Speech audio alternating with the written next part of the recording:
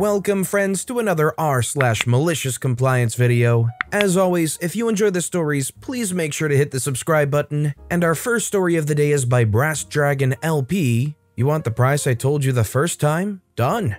I work at a family-owned video game store and a big shopping strip at the beach. We're 80% retro stuff, but we always take modern games and consoles because they move quick, especially these days. I'm working my Tuesday opening shift, going as slow as weekday mornings usually do, when one of my favorite regulars, an old gentleman that loves talking movies with me, and a woman, who I'll be referring to as Country Karen due to her accent, come into the store within a minute or so of each other. I say hi to the regular, Country Karen comes to the counter. I tell him I'll be back once I'm done. Regular goes to check out our Blu-ray trades from the weekend. Country Karen starts to explain she bought 2 Switch lights for her nephews, not realizing they already had a regular Switch in the house. Says the kids lost the receipt, entirely her own fault for giving it to the kids, so she can't return it and wants to know what I can do for a cash trade-in. She seems a little frazzled, but I chalk it up to stress/annoyance at her situation, since she explains she just came in from being told no at Target. I take the Switch Lite and take it out of the box. It's about as factory new as it gets, with only a small tear on the box and a few kid-sized fingerprints on the screen I can wipe off. She says she just wants as much money back as she can get at this point. I pull up the trade sheet to double-check our trade rates. A Switch Lite retails for $200. We normally sell used ones at $180 and give $100 store credit or $80 cash. Since the Switch Lite is basically factory new with the box, I decide to give her a bit of a deal. I say, well, normally Switch Lites only trade for $80 cash, but I can do $110 for this because it's a popular color and in really good condition with a box. She says, what? That's so low. GameStop has a promotion and will give me $140 for it. Can't you do any better? Normally, we try to beat GameStop's everything by at least 15%, but being corporate with more employees and less stock per store, they can get specials and promotions done we can't. Plus, we can only match them on trade value for newer consoles, due to the little profit we turn taking them at GameStop's prices. I explain this to Country Karen, and she goes from frazzled and a little impatient to, well, a Country Karen. She says, wow, I thought you guys would be better than GameStop since you're a small business, but if you're going to nickel and dime me, I'll just go to them from now on. I audibly scoff at the woman's rudeness and tell her good luck. Perk of working family-owned, I don't have to lie down and take bad behavior. She gives me a nasty look, takes her Switch Lite back, and leaves the store. There's a couple in line behind her with a bag or 2 of game trades each by this point, so once she's gone I start helping them. Regular brings up a few of our movie trades. All 4 of us start talking movies while I get the games done. Mornings on weekdays usually aren't too bad, but for some reason I had a huge line of nothing but boxes of trade-ins per person come in while I was helping the first 2 guys out, and I was the only employee in the store that day. I finished the second person's trade and excused myself from the movie talk to focus on powering through the new line of people. I'm about halfway done with the second box of absolute goldmine titles, SNES and Nintendo 64 games, when Country Karen returns, looking very unhappy. I put on my best customer service smile and say welcome back. She ignores me, cuts past the rest of the line. She says, I need to trade this now. I have to pick my nephews up from daycare and need the gas money. GameStop said their promotion is over. I said, sorry to hear that, but I've got other customers I'm helping right now. You'll have to get in line. She says, I said I need to trade this now. They're out soon, and all this running around is going to make me late as it is. I look at the gentleman I'm helping, who shrugs and says he doesn't mind. Then at the 4 other people in line with boxes or bags of trades in hand, patiently waiting their turns. The next person in line is watching and giving Country Karen the best, the audacity of this witch face I've ever seen. Since it's 1 item and normally takes only a minute, I tell Country Karen fine, I'll ring her through quick. I suspend the current trade, take the light, double check it, then add it into the system and ask Country Karen for her ID, which she loudly sighs about and takes a minute digging through her purse to find. Next guy in line definitely isn't happy with her attitude, makes a comment to the woman he's with that Country Karen and I can't make out. Karen finally finds her ID and hands it over. I enter her info into our customer database, up the trade of the switch light to 110, and tell her the total. Much to my surprise, she balks as if I've just peed in her morning macchiato and indignantly states, "You told me $139.99 earlier. I want the money you said I'd get the first time I came in here." I said, "No ma'am, I said 110 because it's..." She says, "No, you told me $139.99. I want the money you said I'd get the first time or there's going to be an issue."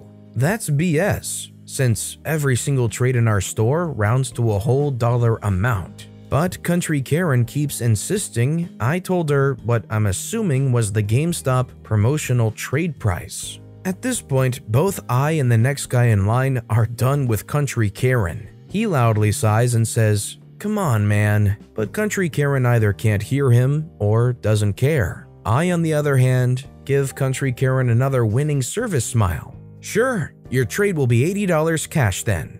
I can see the few brain cells left in Country Karen's wino head trying to process how the value has gone down instead of up. She says, "That's less. I want the money." At this point, she's yelling in the store, so I use my 8+ years of singing bass in church chorus to talk over her without sounding like I'm yelling back.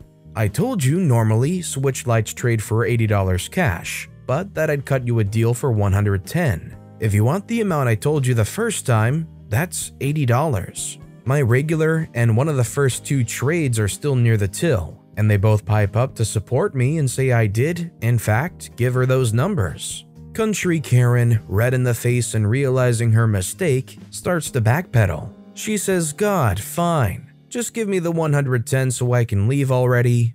I say, "No ma'am, you were very firm about wanting the first amount, so it'll be $80 cash for the trade." Country Karen looks like she's about to explode before she checks the time on her phone and deflates. She says, "Just give me the freaking money." I say, "Absolutely." I ring out the transaction for $80, make her sign the receipt saying she agrees to the trade, then loudly count out $80 cash in 20s for her, which she snatches off the counter and storms out the store with, while the next guy in line is bent over the box of games in his arms, laughing his butt off. If you were working here in OP's position, do you think you'd have enough patience that, after all the belligerent acting this Country Karen put forward, you'd still be willing enough to give them the deal? Or would you jump all over it like OP did and force them to take the $80 or nothing at all? Let me know in the comments down below. This next story is by Ancient Educator 76. "You better bring back every box of candy you don't sell." I'll get right on that, Chief. In the lovely sunny state of Arizona, as a 13 to 15-year-old, I spent my summers selling candy and other items door to door in the 122-degree heat for a man we'll call Big Al. This guy was a character. Imagine a fat, unshaven Axl Rose with a ponytail of red and graying hair, wearing glasses and a hat that says "Peace on Nissan" because he always buys American. He was a walking caricature. I loved the gung-ho Americana, but didn't like his unscrupulous nature, if you will. Besides being an obvious chomo, that's another story for later, but he had raunchy conversations about his parts ad nauseum with the girls that rode with us and sold candy. There was always this one girl who, as always, the last to be dropped off, and mysteriously, she was dropped off alone despite girls needing to pair up. This was just a new level of creepy. He gave us each a box of crappy things to sell for $5 a pop in 1992, and we got a $1 commission per box. He would pick us up at our residence in his Impala-ish looking car.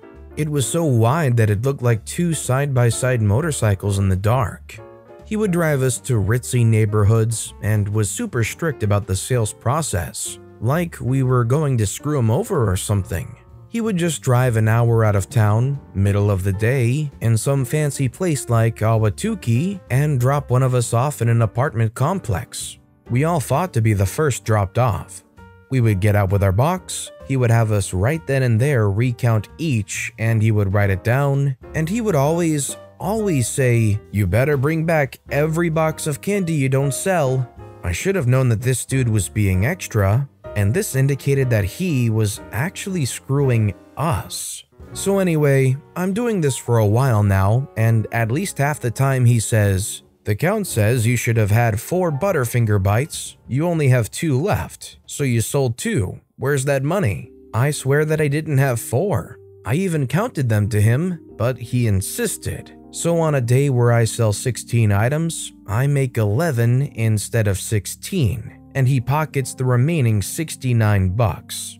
Now, if this happened once a month or even once a week, I would understand. But it was getting to almost every day, this guy was questioning at least 2 of our counts. He eventually moved off of changing my counts when he realized I was catching on, and then he picked on the newbies. I was still livid about this though. He was already making a killing by keeping 80% of the sales, so a missing box really killed our profit margin. Seriously, I was getting better at selling and eventually got to a point where each stop was 10 sales and would pull in close to 30 a night. That was a great pull for me, until one day when he said what he always says, so much so that we all say it along with him. Did I think of a way to truly comply while still making a profit? Now, about this candy he was selling, it was cheap dollar store, before dollar stores were a thing, type of items.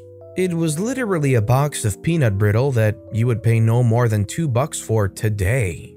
I hatched a plan to truly bring him his candy, every last box. As we were driving around waiting to be dropped off, and all the kids started saying, "Mine, mine, mine," like the seagulls in Finding Nemo, I let them all pop out where they wanted, because I knew what neighborhood I wanted, one that was adjacent to a grocery store. My wish came true, and I happened upon not just a Fry's, but a Walgreens right next to it, right across the street from some great-looking apartments. Al saves this for his favorites usually, but I begged him to take this one, and really hoped I got the solo spot. I did. I got dropped off, and automatically regretted not having money with me already. Some people are paycheck to paycheck. My dad and I grew up paycheck to Wednesday. Either way, I managed to get 2 people to buy in the first 10 minutes, meaning I had about an hour or so left. So I could take the money I made and bought some candy from the grocery store to sell. So I've got 25 bucks that I would only make $5 of. So I decided to take a risk and actually buy more candy than the money I would have. And if worse came to worst, I would say I got shorted. Thankfully, it didn't happen that way. I bought 20 bucks worth of candy from the Walgreens, peppermint patties in a row, peanut brittle, king-size candy bars, things I think that would sell that didn't have a lot of chocolate. We had dry ice, but we had to get creative with the placement, and the cold aspect of the candy was a huge selling point. My box was overflowing, and when I hit the remaining 90% of apartments, it was a smorgasbord. You guys usually only have bad candy. I'll take this and that. I was selling all items for only $4 and made 80 bucks off the 20 I spent pretty quick. I actually made 100 because some of my regulars demanded I take more money. I then went back and got more candy, last minute thought, to sell for my next stop.